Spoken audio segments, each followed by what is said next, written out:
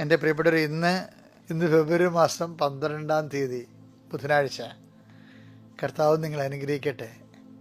പ്രാർത്ഥിക്കാം. അമ്മേ, പരിശുദ്ധ അമ്മേ, അമ്മേ പരിശുദ്ധ ദൈവമാതാവേ, അന്ന് അങ്ങ് കൃപാസനത്തിൽ പ്രത്യക്ഷപ്പെട്ട് വരാൻ പോകുന്ന മഹാദുരന്തത്തിൽ നിന്ന് രക്ഷപ്പെടാനും എല്ലാവർക്കും വേണ്ടി പ്രാർത്ഥിക്കുവാനും ആവശ്യപ്പെട്ടിട്ട് 20 വർഷം കഴിഞ്ഞ ഈ വേളയിൽ കൃപാസനത്തിലൂടെ ഞങ്ങൾക്ക് ഈ ദേശത്തിനും അങ്ങ് മധ്യസ്ഥ തേടി തന്ന എല്ലാ അനുഗ്രഹങ്ങൾക്കും കൃപകൾക്കും ഞങ്ങളിപ്പോൾ ഹൃദയം നിറഞ്ഞ നന്ദി പറയുന്നു.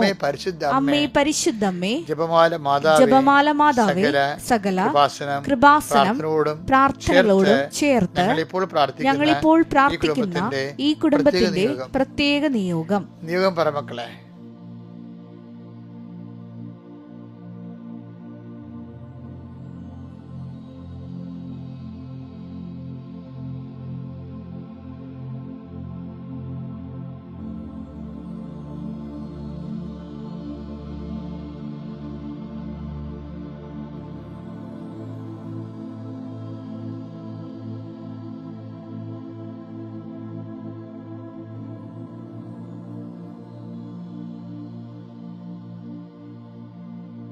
അമ്മയുടെ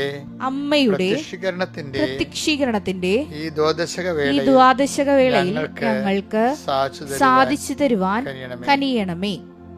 വിശ്വാസ പ്രമാണം. സർവശക്തനായ പിതാവും ആകാശത്തിന്റെയും ഭൂമിയുടെയും സൃഷ്ടാവുമായ ദൈവത്തിൽ ഞാൻ വിശ്വസിക്കുന്നു. അവിടുത്തെ ഏകപുത്രനും ഞങ്ങളുടെ കർത്താവുമായ ഈശോ മിശിഹായിലും ഞാൻ വിശ്വസിക്കുന്നു. ഈ പുത്രൻ പരിശുദ്ധാത്മാവിനാൽ ഗർഭസ്ഥനായി കന്യകാമറിയത്തിൽ നിന്ന് പിറന്ന് പൊന്തിയോസ് പീലാത്തോസിന്റെ കാലത്ത് പീഡകൾ സഹിച്ച് കുരിശിൽ തറയ്ക്കപ്പെട്ട് മരിച്ച് അടക്കപ്പെട്ട് പാതാളങ്ങളിൽ ഇറങ്ങി മരിച്ചവരുടെ ഇടയിൽ നിന്ന് 3-ാം നാൾ ഉയർത്ത് സ്വർഗത്തിലേക്ക് എഴുന്നള്ളി സർവശക്തിയുള്ള പിതാവായ ദൈവത്തിന്റെ വലതുഭാഗത്തിരിക്കുന്നു. അവിടെ നിന്ന് ജീവിക്കുന്നവരെയും മരിച്ചവരെയും വിധിക്കുവാൻ വരുമെന്നും ഞാൻ വിശ്വസിക്കുന്നു. പരിശുദ്ധാത്മാവിലും ഞാൻ വിശ്വസിക്കുന്നു. വിശുദ്ധ കത്തോലിക്കാ സഭയിലും പുണ്യവാന്മാരുടെ ഐക്യത്തിലും പാപങ്ങളുടെ മോചനത്തിലും ശരീരത്തിന്റെ ഉയർപ്പിലും നിത്യമായ ജീവിതത്തിലും ഞാൻ വിശ്വസിക്കുന്നു. ആമേൻ. സ്വർഗ്ഗസ്ഥനായ ഞങ്ങളുടെ പിതാവേ, അങ്ങയുടെ നാമം പൂജിതമാകണമേ. അങ്ങയുടെ രാജ്യം വരണമേ. അങ്ങയുടെ തിരുമനസ് സ്വർഗത്തിലെ പോലെ ഭൂമിയിലും ആകണമേ. അന്നു വേണ്ടുന്ന ആഹാരം ഇന്ന് ഞങ്ങൾക്ക് തരണമേ. ഞങ്ങളോട് തെറ്റ് ചെയ്യുന്നവരോട് ഞങ്ങൾ ക്ഷമിക്കുന്നത് പോലെ ഞങ്ങളുടെ തെറ്റുകൾ ഞങ്ങളോടും ക്ഷമിക്കണമേ. ഞങ്ങളെ പ്രലോഭനത്തിൽ ഉൾപ്പെടുത്തരുതേ, തിന്മയിൽ ഞങ്ങൾ രക്ഷിക്കണമേ. ആമേൻ. നന്മ നിറഞ്ഞ മറിയമേ, സ്വസ്തി. കർത്താവ് അങ്ങയുടെ കൂടെ സ്ത്രീകളിൽ അങ്ങ് അനുഗ്രഹിക്കപ്പെട്ടവളാകുന്നു. അങ്ങയുടെ ഉദരത്തിൻ ഫലമായി ഈശോ അനുഗ്രഹിക്കപ്പെട്ടവനാകുന്നു. പരിശുദ്ധ മറിയമേ, തമ്പുരാന്റെ അമ്മേ, പാപികളായ ഞങ്ങൾക്ക് വേണ്ടി ഇപ്പോഴും ഞങ്ങളുടെ മരണസമയത്തും തമ്പുരാനോട് അപേക്ഷിക്കണമേ. ആമേൻ. എന്റെ പ്രിയപ്പെട്ടവരെ, നമ്മള് പ്രാർത്ഥനയിലേക്ക് പ്രവേശിക്കുകയാണ്. അനുഗ്രഹ പ്രാർത്ഥനയിലേക്ക്.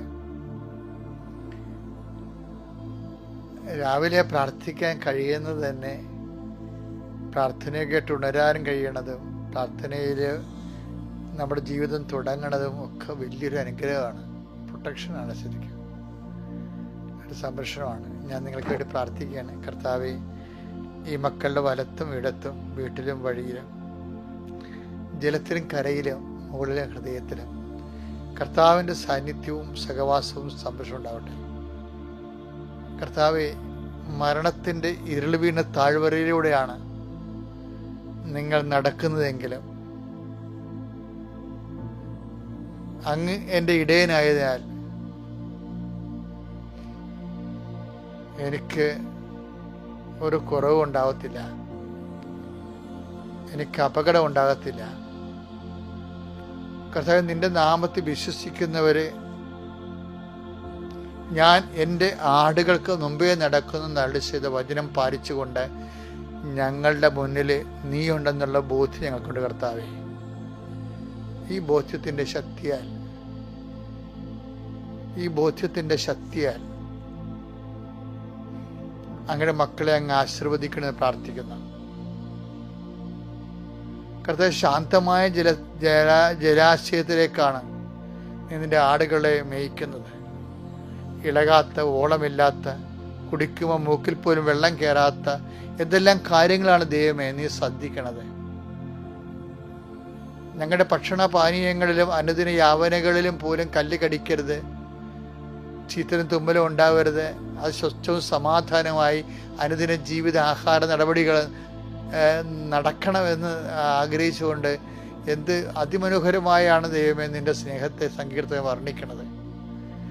ഞങ്ങളതെല്ലാം ഇന്ന് അനുഭവിക്കാൻ ഇടയാക്കണം കർത്താവേ. അങ്ങയുടെ മക്കളുടെയൊക്കെ മുമ്പിലെ എൻ്റെ ജീവിതകാലം മുഴുവൻ നന്മയും കാരുണ്യവും എന്നെ പിന്തുടരുമെന്നുള്ളതും ഒരു ആധ്യാത്മികമായ അനുഭവമാണ് കർത്താവേ. പുറകിൽ കണ്ണില്ലാത്ത ഇടയൻ്റെ കണ്ണായിട്ട് നിൽക്കുന്ന വേട്ടപ്പട്ടികൾ, മറ്റ് മൃഗങ്ങളിൽ നിന്ന് ആടിനെ സംരക്ഷിക്കുന്ന മറ്റ് അവിചാരിതവും ആകസ്മികവും അഗോചരവുമായിട്ടുള്ള വിഷയങ്ങളിൽ നിന്ന് അങ്ങനെ മക്കളെ സംരക്ഷിക്കുന്നതിന് വേണ്ടി ഞങ്ങൾക്ക് വേണ്ടിയുള്ള പിൻകണ്ണാണ് നിൻ്റെത്. നിൻ്റെത് വഴിക്കണ്ണ് മാത്രമല്ല, പിൻകണ്ണാണ് നീ. 2 കണ്ണുകൾ, 2 നന്മയും കാരുണ്യവും എന്നെ പിന്തുടരും ജീവിതകാലം മുഴുവൻ. കാരുണ്യം ഞങ്ങളുടെ കഴിവിലല്ല, അത് നിൻ്റെ കൃപയിലാണ്. അത് നോട്ട് ബൈ മെറിറ്റാണ്, ബട്ട് ബൈ ഗ്രേസ് ആണ് കർത്താവ്. ഞങ്ങളുടെ കഴിവ് കൊണ്ടല്ല, നിൻ്റെ കൃപ കൊണ്ടാണ്. കാരണം ചില കാര്യങ്ങൾ ഞങ്ങൾ യോഗ്യത ഇല്ലെങ്കിൽ പോലും കർത്താവ് ജീവിതകാലം മുഴുവൻ നിൻ്റെ കാരുണ്യം ഞങ്ങളെ പിന്തുടരുമെന്ന് നീ പറയുന്നുണ്ടല്ലോ കർത്താവ്. അത് നിൻ്റെ വാഗ്ദാനമാണ് ഈശോയെ. ആ വാഗ്ദാനം പാലിക്കാൻ ഞങ്ങളെ സഹായിക്കണം പ്രാർത്ഥിക്കുന്നു കർത്താവ്. യാത്ര, ജോലി, താമസം, ക്രയവിക്രയം, എഴുത്ത്, പരീക്ഷ, പഠനം, സംസർഗം, തീരുമാനം, ചർച്ചകൾ, തീരുമാനം നടപ്പിലാക്കുന്നത്, ആശുപത്രിയിലുള്ള പോക്ക്, ആശുപത്രി കിടപ്പ്, രോഗത്തിൻ്റെ ചികിത്സ, ഇങ്ങനെ ഓരോ സാധനങ്ങൾ പർച്ചേസ് ചെയ്യാൻ ചന്തയിൽ പോകണതും സൂപ്പർ മാർക്കറ്റിൽ പോകണതും കടയിൽ പോകണതും, ഇങ്ങനെ എല്ലാ വിഷയങ്ങളും ഞങ്ങളുടെ ജീവിതത്തോട് ബന്ധപ്പെട്ട് ഇന്ന് രാത്രി 11 ഉറങ്ങുന്നവരെ സംഭവിക്കാൻ സാധ്യതയുള്ള മുഴുവൻ ചലനങ്ങളും കർത്താവിൻ്റെ നാമത്തിൽ കർത്താവിൻ്റെ സംരക്ഷണം സമർപ്പിച്ചുകൊണ്ട് പിതാവിൻ്റെയും പുത്രൻ്റെയും പരിശുദ്ധ നാമത്തിൽ ഈ ദിവസത്തെ മക്കളെ ഞാൻ ചേർത്ത് നിർത്തി ആശീർവദിക്കുന്നു. എൻ്റെ മക്കളെ, അച്ഛൻ്റെ പ്രാർത്ഥനയിലൂടെ നിങ്ങൾ കേട്ടില്ലേ? എന്താണ്? ജീവിതകാലം മുഴുവൻ നന്മയും കാരുണ്യവും എന്നെ പിന്തുടരും.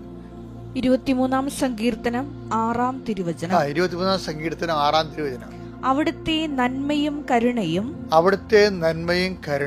ജീവിതകാലം മുഴുവൻ എന്നെ അനുഗമിക്കും. അതായത് എന്താണെന്നറിയാവോ? ഒരു പ്രത്യാശയാണ്. കാരണം ഈ ഇടയൻ ആടുകൾക്ക് മുമ്പേ നടക്കുന്നത്. യോഹന്നാൻ 10:4 തനിക്കുള്ളതിനെയെല്ലാം പുറത്തിറക്കിയിട്ട് ആലയ്ക്ക് പുറത്തിറക്കിയിട്ട് അവൻ അവയ്ക്ക് മുമ്പേ നടക്കുന്നു. അപ്പൊ മുമ്പേ നടക്കുമ്പോൾ ആടിന്റെ പുറകിലുള്ളത് എന്താ? ജീവിതകാലം മുഴുവൻ നന്മയും കാരുണ്യവും. അവിടെ ഒരു നന്മയെന്ന് പറയണത് എന്താണ്? ഗുഡ്നസ്, ദൈവത്തിന് നന്മ നമ്മുടെ കൂടെ ഉണ്ടാകും. രണ്ടാമത് എന്താണ്? കാരുണ്യം. കാരുണ്യം എന്ന് പറയണത് ഇതിൽ നമ്മൾ വിശ്വസിക്കണം. അത് വാഗ്ദാനമാണ്, ഒരു പ്രഖ്യാപനമാണ് വിശ്വാസത്തിൻ്റെ. നന്മയും കാരുണ്യവും എൻ്റെ കൂടെ ഉണ്ടാവും ഞാൻ പ്രഖ്യാപിക്കുക. അപ്പോഴങ്ങനെ പ്രഖ്യാപിക്കുമ്പോൾ എന്താണ്? ഈ കാരുണ്യം എന്ന് പറയുമ്പോൾ അത് നോട്ട് ബൈ മെറിറ്റിലെ വർക്ക് ചെയ്യത്തുള്ളൂ. രക്ഷാകരമായ ഫോർമുലയാണത്. എന്താണ്? നോട്ട് ബൈ Ephesians 2:8 എന്താണ്? ഞങ്ങളുടെ കഴിവ് കൊണ്ടല്ല, നിന്റെ കൃപ കൊണ്ടെന്ന്. അപ്പോൾ കാരുണ്യം എന്ന് പറയുന്നത് നമുക്ക് മുതൽ മുടക്കില്ല. കാര്യം നമ്മളുടെ ഒരു മെറിറ്റിലല്ല അത് വർക്ക് ചെയ്യണത്. ജീവിതത്തിൽ മെറിറ്റിൽ വർക്ക് ചെയ്യാത്ത ഒത്തിരി കാര്യങ്ങളുണ്ട്. അതെല്ലാം നടക്കുന്നുണ്ടെങ്കിൽ നിങ്ങളുടെ കഴിവാണെന്ന് നിങ്ങൾ പറയരുത്. അത് ദൈവത്തിൻ്റെ കാരുണ്യമാണെന്ന് പറയണം. അത് ഏതെങ്കിലും ഘട്ടത്തിലേക്ക് തരണമല്ല, കണ്ണടയുന്നവരെയാണ്, ജീവിതകാലം മുഴുവനുമാണ്. ഈ ദൈവത്തെ സ്നേഹത്തെ തിരിച്ചറിഞ്ഞ് നമ്മൾ ദൈവത്തെ സ്നേഹിക്കുകയും പ്രതിസ്നേഹം കാണിക്കുകയും ചെയ്യണം. സങ്കീർത്തനം പറയുവേ, അതായത് യജമാനന്റെ മുമ്പിൽ നിൽക്കുമ്പോൾ ദാസന് അങ്ങയുടെ മേല് ദാസൻ തൻ്റെ മേല് കാരുണ്യം ചൊരിയുവോളോ. 123-ാം സങ്കീർത്തനമാണ് 2-ാം വാക്യം. ദാസന്മാരുടെ കണ്ണുകൾ ദാസന്മാരുടെ കണ്ണുകൾ യജമാനന്റെ കയ്യിലേക്കെന്ന പോലെ, യജമാന്റെ കൈകളിലേക്ക് എന്ന പോലെ, ദാസിയുടെ കണ്ണുകൾ സ്വാമിനിയുടെ കൈയിലേക്കെന്ന പോലെ, സ്വാമിനിയുടെ കൈകളിലേക്ക് എന്ന പോലെ ഞങ്ങളുടെ ദൈവമായ കർത്താവിന് ഞങ്ങളുടെ മേൽ കരുണ തോന്നുവോളം ഞങ്ങളുടെ കണ്ണുകൾ അവിടുത്തെ നോക്കിയിരിക്കും എന്ന് വെച്ച് കഴിഞ്ഞാൽ എന്തറിയാവോ, അത് ഭയങ്കര ഭയങ്കര നോക്കലാണ്. എന്ന് വെച്ച് കഴിഞ്ഞാൽ നമ്മളെ, അതായത് ഞങ്ങളുടെ മേൽ കരുണ തോന്നുവോളോ അങ്ങയുടെ കൈകളിലേക്ക് ഞങ്ങൾ നോക്കിയിരിക്കും എന്ന് വെച്ച് കഴിഞ്ഞാല്, ഇവിടുന്ന് ഭക്ഷണം കിട്ടിയില്ലെങ്കിൽ അടുത്ത വീട്ടിൽ പോയി ഭക്ഷണം കഴിക്കുന്നത് ചില പട്ടികൾക്കുള്ള പരിപാടിയാണ്. ഇതങ്ങനെയല്ല. നീ കരുണ കാണിച്ചില്ലെങ്കിൽ ഞങ്ങൾ കരുണയില്ലാത്തവരെ മരിക്കും. അതുകൊണ്ട് നീ മാത്രമേ കരുണ കാണിക്കാനുള്ളൂ, നിന്റെ കരുണയിലെ എനിക്ക് വിശ്വാസമില്ല, നീ കാണിച്ചില്ല ആരെയും കാണിക്കണ്ട എന്ന് പറഞ്ഞുകൊണ്ട് അങ്ങ് ദാസന്റെ മേൽ കരുണ തോന്നുവോളൂ യജമാന്റെ കണ്ണ് കൈകളിലേക്ക് എന്ന പോലെ ഞാൻ നോക്കി നിൽക്കുമെന്ന്. എന്തൊരു വല്ലാത്ത വർത്തമാനമാണത്. പിന്നെ ഏത് യജമാനാണ് ഈ ദാസനെ കാണാതെ പോണത്? അവന് ഇന്റർവെല്ലില്ലല്ലോ. കുറച്ചു കാലം ദൈവത്തെ ആശ്രയിച്ച് കുറെ പള്ളിയിൽ പോക്കും കുർബാനയും കുമ്പസാരമൊക്കെ നടന്ന് പിന്നെ 6 മാസം പിന്നെ പോകത്തില്ല. അതല്ലേ ആൾക്കാര്. ഇതങ്ങനെയല്ല. അങ്ങനെ ദൈവത്തിൽ നമുക്കൊരു റിലേഷൻ പറ്റത്തില്ല. പല ആൾക്കാർക്ക് അബദ്ധം പറ്റുന്നത് ഇങ്ങനെ. 90% ആൾക്കാർ പണിമടികൾ ഇങ്ങനെയാണ്. ദൈവത്തെ അറിയാം, ഓടടുത്തമ്മ ആളറിയാവുന്ന അപ്പം പറയും. ഇവൻ ഈ ഇളക്കം ദൈവികമായ ഇളക്കം തുടങ്ങുമ്പോൾ തന്നെ പറയും ഇവന് ഒരു പ്രശ്നം ഉണ്ടാകുമ്പോൾ ഇട്ടും പോകും, പിന്നെ ഒരു അടുത്ത 2-3 കൊല്ലം കഴിയുമ്പോൾ തിരിച്ചു വരും. അങ്ങനെ ഈ ഇന്റർവെല്ല് വെച്ചാണ് ആൾക്കാർ ദൈവമായിട്ട് ഇടപെടുന്നത്. That is wrong and nonsense. ഇവിടെ എന്താ പറയണത്? സത്യസന്ധമായ ദൈവത്തിൻ്റെ ദാസനാണെങ്കിൽ എന്ത് ചെയ്യും? യജമാന് കരുണ തോന്നുകയുള്ളൂ. യജമാന്റെ കൈ എന്നാണ് ഒഴിയേണ്ടത് എനിക്ക് അനുഗ്രഹം തരാൻ, അന്ന് വരെ ഞാൻ യജമാനൻ തന്നില്ലെന്ന് വിചാരിച്ചുകൊണ്ട് തരാതെ ഞാൻ പട്ടിണി കിടക്കും. അല്ലാതെ വല്ലയിടത്തും പോയി നോക്കത്തില്ല. വേറെ ഒരു ദൈവമോ വേറെ ഒരു ശക്തിയോ മാനുഷ്യമായ ബുദ്ധിയോ മറ്റുള്ള പറയണ കേട്ടോ ഞാൻ ചാടത്തില്ല. എൻ്റെ കർത്താവിന് മുമ്പിൽ വെച്ച വിഷയമാണെങ്കിൽ ദൈവിക തീരുമാനം ഉണ്ടാകും. അതാണ് വിശ്വസ്തത എന്ന് പറയുന്നത്. അതാണ് നമ്മുടെ ആസ്തി എന്ന് പറയുന്നത്.